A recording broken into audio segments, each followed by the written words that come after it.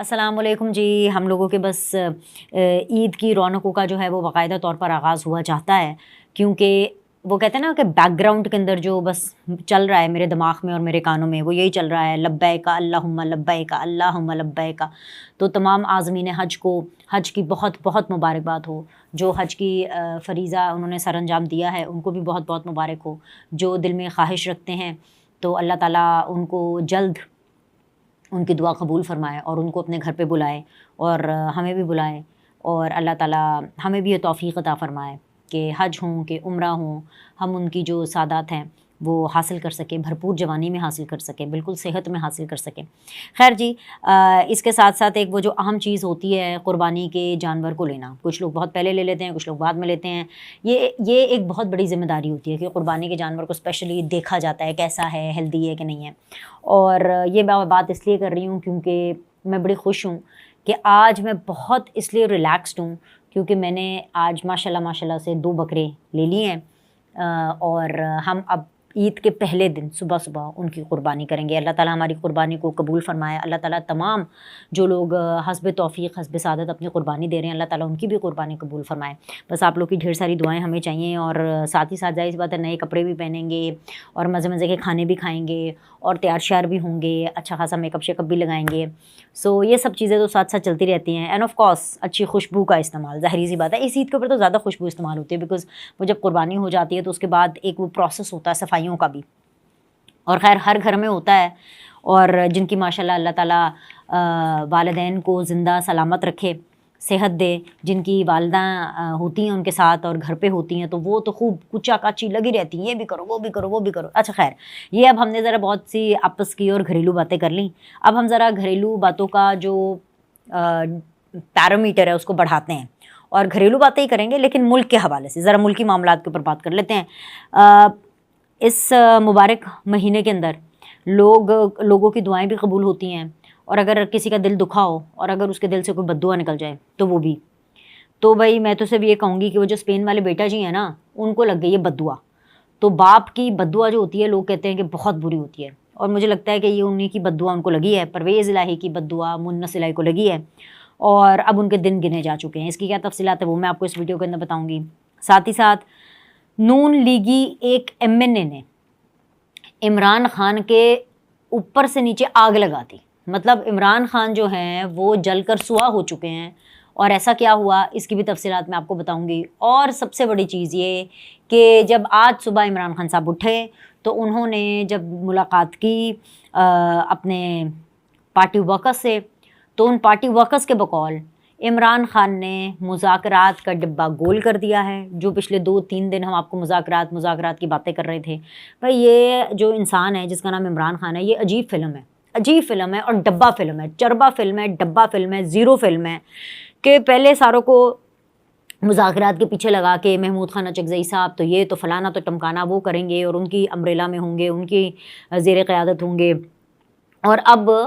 بالکل ہی سرے سے ہی اس سے مکر گئے ہیں. اور یہ کیا تفصیلات ہے یہ بھی میں آپ کو بتاؤں گی. لیکن سب سے پہلے ہم منس الہی صاحب کی بات کرتے ہیں. منس الہی جو کہ جب پرویز الہی صاحب کو وزارت اعلیٰ ملی تھی پنجاب کے اندر، تو وہ تو ایک فیس تھے. بھائی ضابطہ عمر کے اس حصے میں بزرگ ہیں، بیماری شماری بھی ہے، اور تو اتنا بھاگ کر تو کام ہوتا نہیں تھا. تو یہ جو بیسیکلی جو چیف منسٹری تھی وہ منس الہی کی تھی. بھائی ظاہر سی بات ہے اگر باپ کسی عہدے پر ہو تو آٹومیٹیکلی جو بچے ہیں وہ تو اس کو کرتے ہیں نا، اس کے مطلب اس کے پریویلیجز، پاکس اینڈ پریویلیجز اس کے اٹھاتے ہیں. اوپر سے جو منس الہی صاحب ہیں وہ عمران خان صاحب کے بہت بڑے فین بھی ہیں. مطلب وہ چودھری خاندان کے سب سے بڑے یوتھی ہیں، سب سے بڑے اگر یوتھیا جو اگلی 7 نسلوں میں چودھری خاندان کے اندر پیدا ہوں گے، ان میں سب سے بڑے جو یوتھیاں ہیں وہ منس الہی صاحب ہیں. ٹھیک ہے. اچھا، اب ایسے میں انہوں نے خوب مزے لیے اپنے والد کی وزارت اعلیٰ کے، بلکہ CM آفس اور CM ہاؤس میں پنجاب میں یہی انہی کے ڈیرے تھے. پرویز الہی صاحب کے تو کہاں، یہی دوستوں کے ساتھ آنا جانا، یہ وہ پارٹی سین ہو رہا ہے، ادھر کھانے ادھر کھانے، یہ ساری چیز ہو رہی ہے. اب ان کے حوالے سے جی منی لانڈرنگ کی بہت زیادہ شکایات تھی. 1 ارب تک منی لانڈرنگ. اور دیکھیں باتیں آپ ان کی سن لیں کہ یہ الزام لگاتے ہیں نواز شریف اور شہباز شریف پر کہ جو انہوں نے منی لانڈرنگ کی ہے، لیکن ان کی منی لانڈرنگ کی لمبی کہانیاں، اور اس حد تک لمبی کہانی کہ باقاعدہ طور پر انٹرپول نے ان کے ریڈ وارنٹ جاری کر دیے ہیں۔ اس کا یہ مطلب ہے کہ اب کبھی بھی کسی بھی دن جیسے ہی مخبری پکی ہوئی نا، جیسے ہی انٹرپول کو پتہ چلا کہ جی فلانی جگہ پہ اسپین کے اندر یا فلانی جگہ پہ وہاں پہ جی مونس الہی صاحب ہیں، ان کو وہاں پکڑ لیں گے اور ان کو پھر ڈپورٹ کر کے پاکستان لے کر کے آئیں گے۔ تو یہ میں آپ کو بڑے حتمی اور بہت وثوق طریقے سے یہ خبر پہنچا رہی ہوں کہ مونس الہی کے دن گنے جا چکے ہیں۔ ظاہری سی بات ہے، جب ان کے والد صاحب چیف منسٹر تھے تو انہوں نے خوب مزے لیے، خوب مزے لوٹے، عیاشیاں تھیں ان کی۔ پھر اس بیچ میں انہوں نے بہت سی منی لانڈرنگ کر کے اور اپنے بزنسز بھی اسپین میں سیٹ کیے۔ پھر جیسے ہی عمران خان صاحب کی حکومت گئی ووٹ آف نو کانفیڈنس کے نتیجے میں، جیسے ہی ان کو نظر آیا کہ جی اچھا جی اب تو پرویز الہی صاحب وزارت عظمیٰ سے اترنے والے ہیں، تو انہوں نے فٹافٹ اپنا بوریا بسترا باندھا، باپ کو، بڈھے باپ کو، بزرگ باپ کو اکیلا چھوڑ کے پاکستان میں یہ چلے گئے جی وہاں پر اسپین، اور تب سے انہوں نے پیچھے پلٹ کے نہیں دیکھا۔ مونس الہی صاحب کے جو والد صاحب ہیں پرویز الہی صاحب، اس بیچ میں جیل کے اندر بیمار بھی ہوئے، اس بیچ میں بہت دفعہ ان کو فون بھی کرتے رہے، ان سے بات بھی کرتے رہے، نڈھال تھے، کندھے جھکے ہوئے تھے، گر بھی گئے، چوٹ بھی لگی، سب کچھ ہوا، لیکن بیٹا نہیں آیا۔ اس پورے عرصے کے اندر ان کے کزن برادرز جو شجاعت حسین ہیں، صالح حسین ہیں، باقی سارے تمام لوگ ان کی جو فیملی کے، وہ ان سے ملنے آتے رہے پرویز الہی صاحب کے، ان کو سمجھاتے رہے کہ یہ نہ کریں، ایسے نہ کریں، اپنے بیٹے کے پیچھے نہ لگیں، یہ غلط ہے، یہ غلط ہے، لیکن خیر انہوں نے نہیں مانا۔ تو چاہے انہوں نے رشتہ داروں کے سامنے تو اپنے بیٹے کی برائی نہیں کی ہوگی، اپنا درد نہیں بتایا ہوگا، لیکن ایسا تھوڑی ہے کہ باپ کو درد نہ محسوس ہوتا ہو کہ بھائی میرا بیٹا مجھے اس عمر کے اندر گارنٹی کے طور پہ پاکستان میں چھوڑ گیا، خود عمران خان کا پیچھا چھوڑ نہیں رہا ہے، اور مجھ سے اتنی لمبی جو ہے وہ مشکل کی جو پی ہے وہ کٹوائی ہے۔ اور کٹنگ لانگ اسٹوری شارٹ، دل تو دکھتا ہے، اور جب دل دکھتا ہے اور والدین کا دل دکھتا ہے تو وہ اگر بد دعا نہ بھی کریں تو جب دل دکھتا ہے نا تو وہ اوپر تک آواز جاتی ہے۔ تو بس وہ باپ کی بد دعا لگ گئی ہے، اور اب مونس الہی کے جو دن ہے وہ دل گنے جا چکے۔ اب آپ کو کسی بھی دن یہ خبر مل جائے گی کہ جی تے پھڑ لیتا ہے تو ہون ہے فلائٹ تے پاکستان آ رہے ہیں، رائٹ۔ دوسری چیز یہ ہے کہ دانیال چودھری صاحب جو کہ ایم این اے ہیں، جیت کر بنے، پچھلی دفعہ بھی انہوں نے جیتنا تھا، لیکن کیونکہ آر ٹی ایس بٹھا کر کے جو سسٹم ہے وہ مینج کیا گیا، شیخ رشید کے اپوزٹ انہوں نے الیکشن لڑا تھا تو شیخ رشید صاحب جیت گئے۔ جو دانیال چودھری صاحب ہیں یہ بیسیکلی چودھری تنویر کے صاحبزادے ہیں، میرے بڑے اچھے دوست ہیں، میری بڑی اچھی ان سے سلام دعا ہے، صرف ان سے ہی نہیں بلکہ ان کی فیملی سے بھی، بڑی ایک ایجوکیٹڈ فیملی ہے، ان کی بہنیں بھی کافی ایجوکیٹڈ ہیں، اور دانیال چودھری خود بھی کافی پڑھے لکھے ہیں، بڑے نفیس قسم کے ہیں، اور مطلب good family back ground, good passionate people, اور ان کے اندر ڈیزائر بہت ہے کام کرنے کی، مطلب کہ وہ اس طرح کے امیر زادے یا رئیس زادے نہیں ہیں کہ ہاں جی باپ نے کام کر لیا تو بس ٹھیک ہے ہم باپ کا بیٹھ کے کھائیں گے۔ ان کی فیملی کے اندر ان کی بہنوں کے اندر بیسیکلی یہ چیز ہے کہ اگر باپ نے ایک پودا لگایا ہے تو اس پودے کو مزید یہ آگے گرو کریں گے، کہ ہم مزید اس طرح کے اور پودے لگاتے ہیں۔ ان میں یہ چیز ہے کہ اگر باپ نے ایک کام کیا تو باقی یہ کام آگے بڑھ کے چلتے ہیں۔ ظاہر بات ہے ایک بزنس مین بھی ہیں دانیال چودھری خود سے، ان کے بارے میں بتانے کا مقصد یہ ہے کہ دانیال چودھری پیشے کے اعتبار سے ایک وکیل بھی ہیں، اور اس دفعہ جب انہوں نے الیکشن لڑا تو وہ جیت گئے اور وہ نیشنل اسمبلی کے اندر موجود تھے۔ مسئلہ یہ ہوا کہ 190 ملین پاؤنڈ کی جب کیس لگتا ہے عدالت کے اندر اور وہ جیل میں لگتا ہے تو وہاں پر عمران خان صاحب آتے ہیں بیسیکلی جج کے سامنے، اور وہاں پہ وکیل لوگ بھی ہوتے ہیں، وہاں پر جج صاحب بھی ہوتے ہیں، وہاں پر میڈیا کو بھی آنے کی اجازت دی جاتی ہے۔ جیسے ہی عمران خان صاحب کل اس کی ہیئرنگ کے اندر گئے، جیسے ہی وہ انٹر ہوئے جہاں پر جج صاحب بیٹھے ہوئے تھے اور جہاں پر ان کی ہیئرنگ ہونی تھی، وہاں پر ان کی سب سے پہلے نظر دانیال چودھری پر پڑی۔ دانیال چودھری کو دیکھ کر آگ بگولا ہو گئے، ان کا بالکل دماغ آؤٹ ہو گیا، بولنا شروع ہو گئے، اوے تم یہاں کیا کر رہے ہو، نکلو یہاں سے، تمہیں یہاں پہ کس نے آنے دیا، نکلو یہاں سے، میرے جو لوگ ہیں ان کو بھیجتے نہیں مجھ سے ملنے کے لیے، تو تم یہاں پہ کیا کر رہے ہو۔ ارے بھائی کہاں چڑھے کہاں اترے، جج صاحب پریشان ہو گئے کہ بھائی یہ انہوں نے دانیال چودھری کو دیکھ لیا ہے کہ یہ نواز شریف یا مریم نواز کو دیکھ کر کے ایسا ریاکشن دے رہے ہیں، اتنا سیریس ریاکشن، ایسا ریاکشن دے دیا جیسے کہ انہوں نے